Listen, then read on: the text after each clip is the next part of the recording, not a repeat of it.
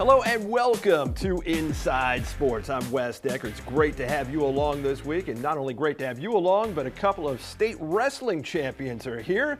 Boy, it's been a while since we've been able to say that. Aaron Brooks and Brian Stewart join me right off the top. First off, congratulations, guys, and thanks for being here.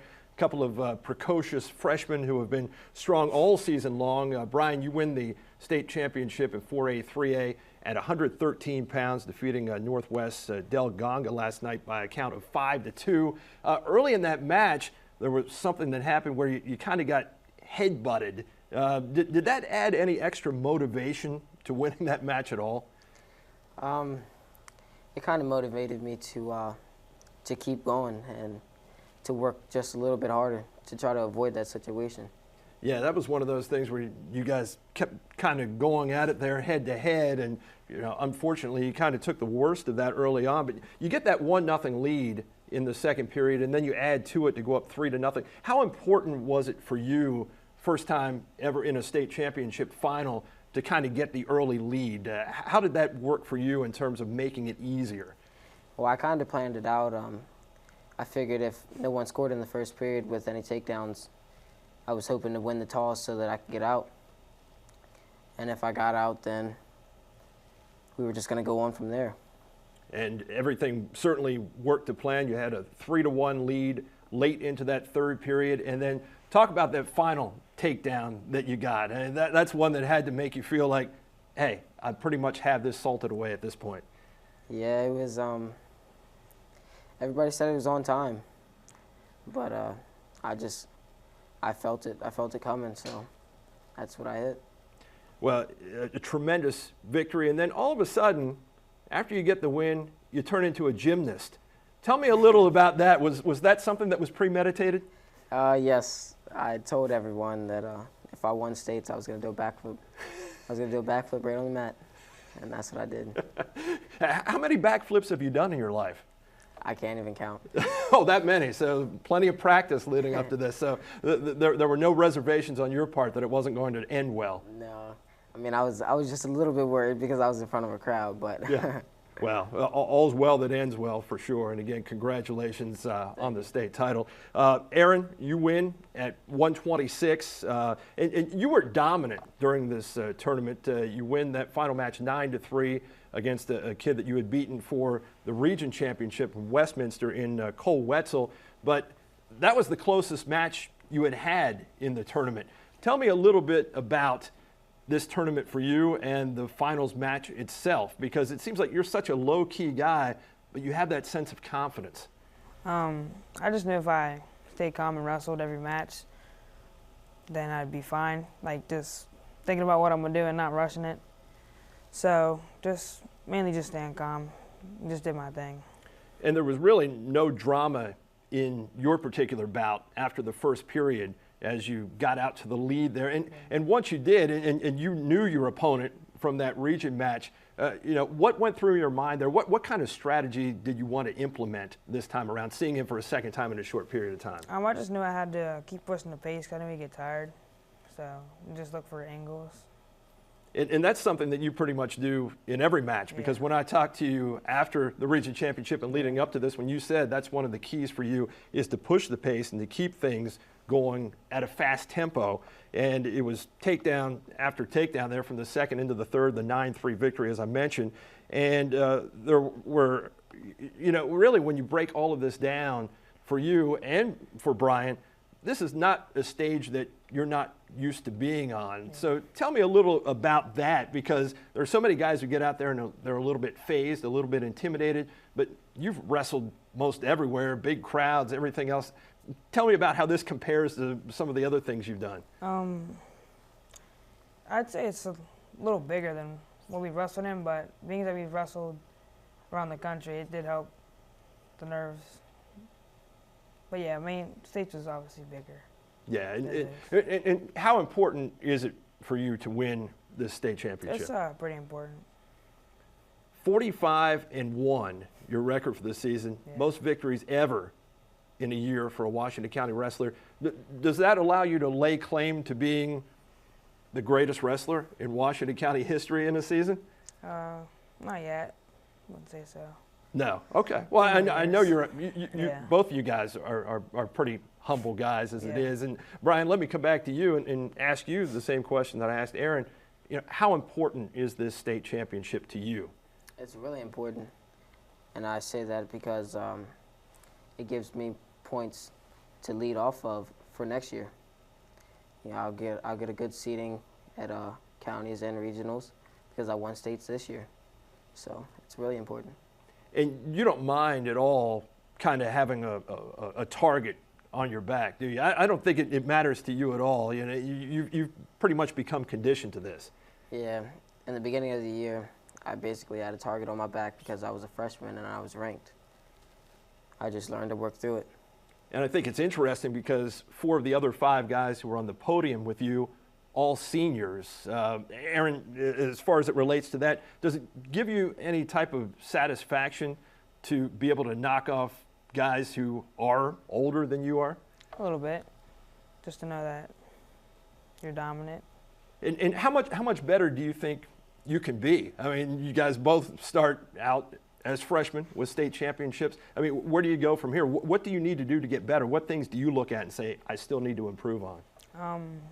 Just staying even more focused, like just keep working hard. Yeah. Well, and Brian, I'm assuming that won't be a problem for you either?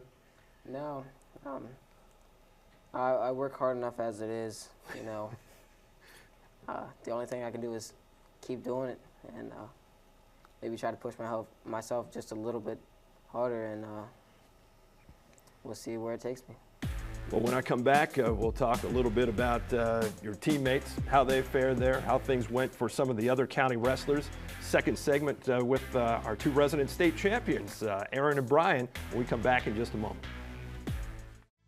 For over 25 years, Tony's Pizzeria has been serving authentic Italian cuisine. Open daily for lunch and dinner. Stop by today and enjoy one of their many house favorites, made fresh from scratch daily, in the newly expanded and remodeled dining area. Serving a full liquor bar, beer, and wine, Tony's 50-person banquet room is perfect for your next celebration. Dine in, take out, or delivery. Come see what's new at Tony's Pizzeria Restaurant and Grill, 10 East Salisbury Street in Williamsport. Behind every great child, there is a great foundation. Premier Martial Arts will empower your child and give them a premier foundation to success. Our instructors have the passion to teach classes designed to build premier skills. Your child will develop greater self-control, confidence, and concentration. Premier Martial Arts will take your child up the path of greatness. Call Premier Martial Arts today. Welcome back to the show, and more wrestling now as 2 of the 28 state champions in the state are with me, Aaron Brooks and Brian Stewart. Let me run through what some of the other county wrestlers did at states.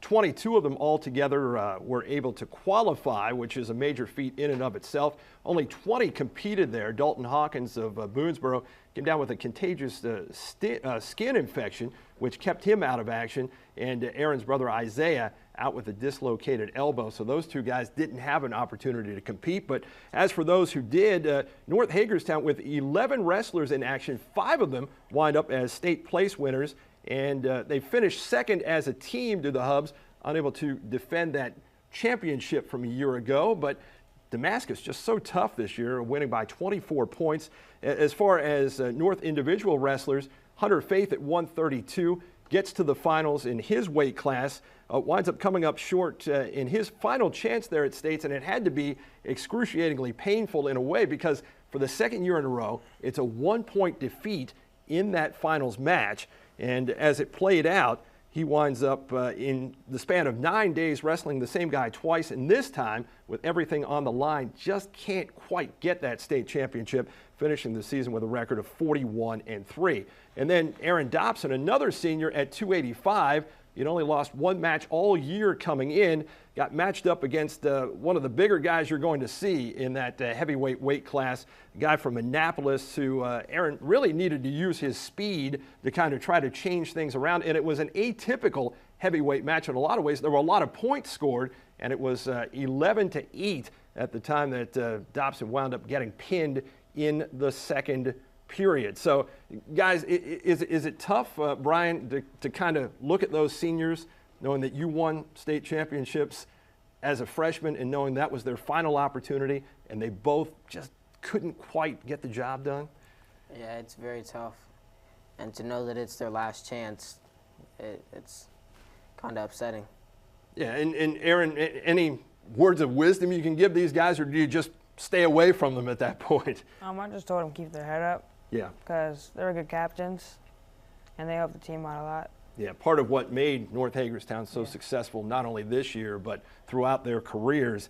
And in addition to those guys, Bryce Scott from Smithsburg, kind of a little deja vu for him, too, at 195 in the 2A, 1A championship match at 195, as he got into a position where he wound up facing a guy that he had also wrestled at regionals, had lost to him there, had a chance to potentially avenge that, but there are two ways that you don't want to close a match, either with your shoulders on the mat or face down. And unfortunately for Bryce, he was face down at the end of this one, a 6-2 defeat for the second year in a row, runner-up at 195 there. So the county finished the tournament with 10 state place winners, 3 in 2A, 1A from Williamsport. We had Justin Beckley along with Kobe Baker and Austin Cadle, who all finished third in their respective weight classes. And then in fourth in 285 in 4A, 3A, Brandon Nagati from South Hagerstown, who really turned things around from the way that his career had been going. So again, kudos to all of those guys. I know it's tough, and you know, Aaron, I talked to Coach Slick about this last year at the end of the day there. When everything ends, it's almost better off if you don't wind up in the finals finishing second and losing that final match than it is if you win a third place consolation match. It's so much better to walk out of there with a win. Yeah, I agree with that. Yeah, it's kind of strange because, yeah, you're there on the precipice of doing what you set out to do all along, but when you don't get it done, man, it's tough to watch. But you guys don't know anything about that, which is just incredible to me. And Brian, you know, we talked about what a state championship means to you, but how about being, you know, one of 2 freshmen now in Washington County to ever do this, to pull this off as a freshman? You know, has all this sunk into you yet in terms of what it means in the big picture? I mean, I haven't really felt it yet, but I know that I've won. And it's just, right now, I just know it's a big deal. What you told me last week when I talked to you, and I know both of you guys are very humble guys for as successful as you've been, but you know, you said, hey, it's fine. As long as I'm wrestling in the semifinals, it's all good. If I'm fourth, third, second, as long as I'm a place winner. But how much better is it that you're a champion? It's quite a jump, and it's a lot better. It's a lot better than third or fourth. Yeah. But you know, I did what it took. Yeah, for sure. And Aaron, you know, you told me last week. You said, "Hey, I want to win." Was there ever any doubt in your mind that you weren't going to win this state championship? Well, I knew I had a really good chance to win as long as I didn't make any mistakes, like really big mistakes. But I knew that in some matches, little mistakes wouldn't matter. I could still come out on top. But in the finals, I knew that there had to be very, very little mistakes to come out with the win. But when I wrestled my regionals, there was some mistakes, and I still beat them. But I just knew I had to wrestle perfect, just to secure it. Well, it has to give you some confidence when you make those errors, and yet you're still able to come out on the right end of all that. And both of you become first state champions at North Hagerstown in 14 years, too. So, you know, for a program that continues to raise the bar, you guys right now are really sort of waving the flag right there. And I think when you look at who's coming back next year, 9 wrestlers ostensibly in the starting lineup from this year will be back next year. How much confidence does that give you going forward to next year and setting goals for next season, Brian? It gives me a lot of confidence because I know that we'll have just as much of a team as we did this year, and I think it'll be another great year. Well, we're certainly looking forward to it, and man, what a great way to start your career at North Hagerstown with state championships as freshman. Hopefully I'm talking to you the next 3 years to come about all of this, but congratulations on the feat for the time being. Let's not push it too far in the back or look too far ahead. Again, thanks for being here, guys. Appreciate it. Wow. Thank you. Thank you. I'll be back right after this to talk playoff basketball in just a moment. For over 25 years, Tony's Pizzeria has been serving authentic Italian cuisine. Open daily for lunch and dinner. Stop by today and enjoy one of their many house favorites, made fresh from scratch daily, in the newly expanded and remodeled dining area. Serving a full liquor bar, beer, and wine, Tony's 50-person banquet room is perfect for your next celebration. Dine in, take out, or delivery. Come see what's new at Tony's Pizzeria Restaurant and Grill, 10 East Salisbury Street in Williamsport. Hello, I'm Jason Berman, the host of Antietam Cable Television's The Civil War in Washington County. You can catch our newest and final episode of the series, which is on right now, that takes us beyond the war years and into the present. We'll take a special look at the formation and history of Antietam National Battlefield and also talk about preservation efforts in the area. You can catch The Civil War in Washington County Mondays at 8 p.m. and Saturdays and Sundays at 10 a.m. and 8 p.m. only on Antietam Cable Television's Channel 30. We'll see you then. Behind every great child, there is a great foundation. Premier Martial Arts will empower your child and give them a premier foundation to success. Our instructors have the passion to teach classes designed to build premier skills. Your child will develop greater self-control, confidence, and concentration. Premier Martial Arts will take your child up the path of greatness. Call Premier Martial Arts today. Welcome back to the show. We pick up with boys basketball where the weather left us off last week. For 3A West's Section 1 top seed, the South Hagerstown Rebels, that was still waiting to play a game. After earning an opening round bye, South had been battling Old Man Winter just to get back on the court, a tussle the Rebels finally won last Wednesday. Following a 12-day layoff from game action, the question wasn't whether they'd be ready to play, but whether South would be rusty early on and could it afford to be against the fifth-seeded Tuscarora Titans, a 25-point upset winner in its opener over Frederick. The Rebels responded resolutely, hitting their first 3 shots and 4 of their first 5, firing out of the blocks to take a 10-6 advantage, just shy of the opening period's midway point in a section semifinal. South then answered a Tuscarora flurry that put the Titans up 1 with an 8-2 run started by Kevin Vaughn's three-point play that was set up by Jeffrey Wetzel's hustle and capped by the quick hands of Glenn Tinsley that deflected the ball to James Brooks, who fed Jordan Luna on the break for an 18-13 South lead at the end of 1. After a strong offensive start, the teams then combined for just 15 second period points, but South added 3 to its lead nonetheless to go to the break ahead 27-19.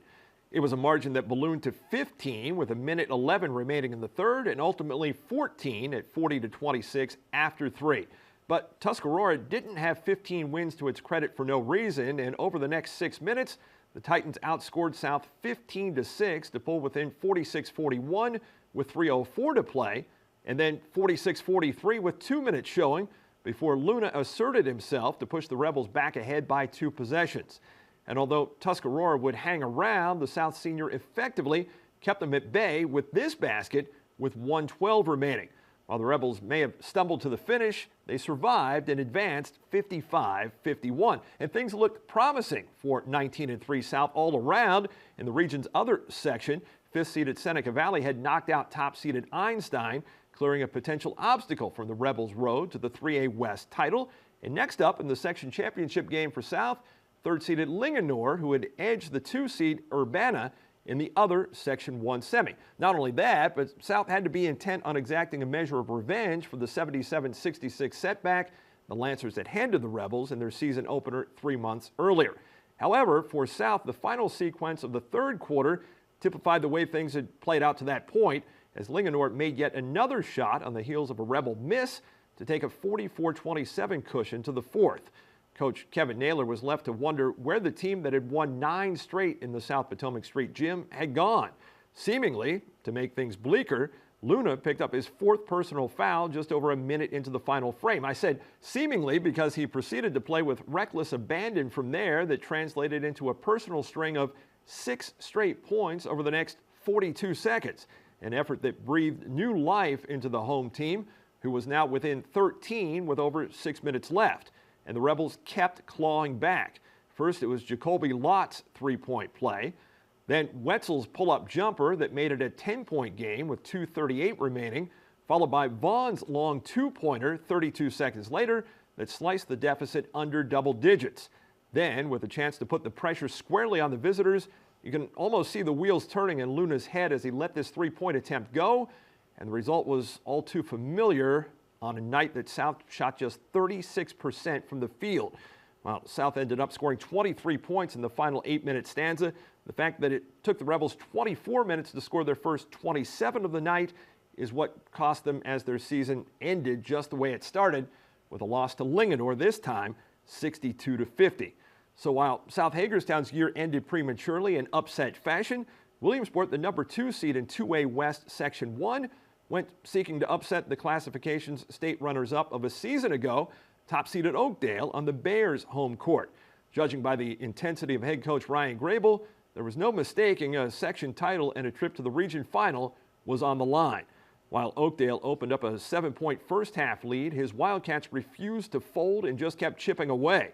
Paced by Michael Riley, who would finish the night with a game-high 21 points, the junior accounted for 4 of them on almost identical driving layups off defensive rebounds nearly halfway through the second quarter. Riley later knocked down a step-back 3 that cut the Oakdale lead to 2, and then less than a minute later, trailing by 4, it was Marquill Nelson's tray off the window that inched the Cats to within 1. After going to halftime down 29-28, Riley continued to fuel the Williamsport offense in the third quarter, which the Wildcats exited behind 44-42. Once Williamsport finally got back to even early in the fourth on a bucket by Riley, Oakdale found another gear. The Bears scored 4 in a row and 8 of the next 10 points to go up 52-46 with 4:55 to play. Playing catch-up again, Michael Kelbaugh drilled a clutch three-pointer with just over 3 to go to draw Williamsport within 56-53. However, after the Wildcats forced an Oakdale turnover, Riley's potential game-tying shot refused to go down, and the Bears would use the double bonus to their advantage from there, scoring 5 of their next 8 points from the free throw line to hold off Williamsport 64-56. The gritty, perhaps overachieving Wildcats see their season come to an end with an overall record of 18-6. And with that, the county's quest for its first public school boys basketball state championship since 1974 will have to wait at least another year. Now, as for the girls, no county school has won a state crown since 1992. When we left you last week, 2 still had a shot. I'll show you how we got to where that title hunt stands now when you come back. Since 1963, you've been trusting the folks at Hagerstown Floors. It's still a family-owned and operated business featuring a variety of high-quality flooring choices for your home, like carpet, ceramic, hardwood, vinyl, and we offer floor sanding and refinishing for your existing hardwoods.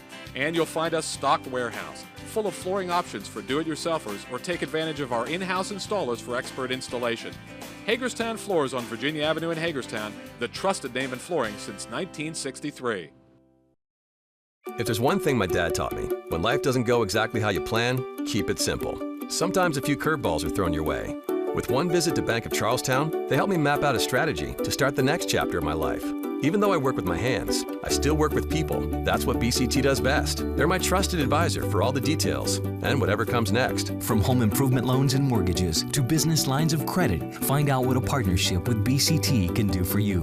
BCT, we simplify your financial life. Now in Hagerstown. Welcome back to the show. And then there were 2 for the county as the girls' basketball playoffs resumed last Saturday evening. In 2A West, the Section 1 title was up for grabs as the second-seeded Williamsport Wildcats, fresh off their double overtime victory over Boonesboro, visited once-beaten top-seeded Oakdale. The Cats couldn't have scripted a much better start, with Kate Wade nailing a three-pointer right from the jump. Olivia Coleman then went to work inside, finishing in the paint not once, but twice, with the second netting her and Williamsport 3 points that staked the guests to an 8-2 lead just a minute and 32 seconds in.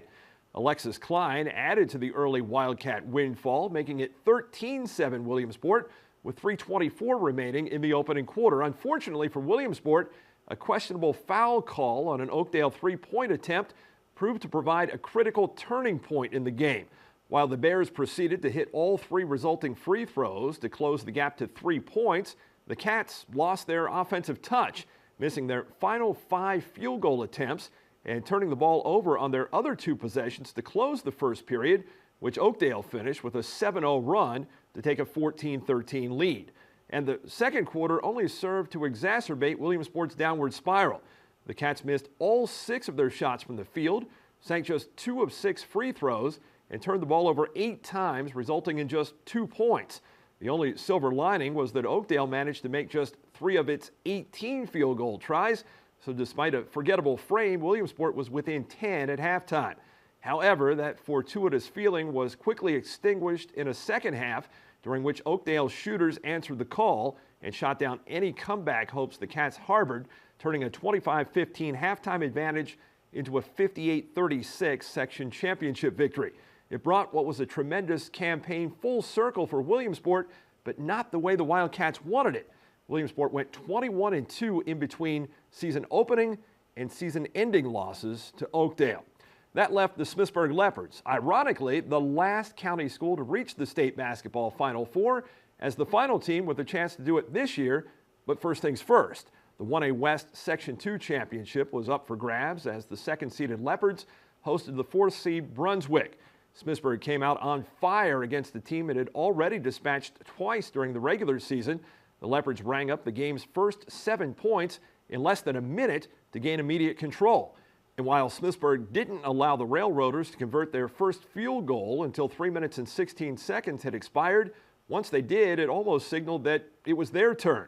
Leading 8-4, the Leopards' offense went dormant for nearly 3 minutes, and by quarter's end, Brunswick emerged with a 12-10 lead. But sophomore Haley Bechtel cured any offensive woes Smithsburg was having in the second. Bechtel was red hot, and her teammates helped make sure she stayed that way. After scoring 6 of the Leopards' 10 points in the first, she lit up Brunswick to the tune of a dozen in quarter number 2, accounting for 18 of Smithsburg's 32 in the half, lifting the purple and gold to a 5-point halftime edge.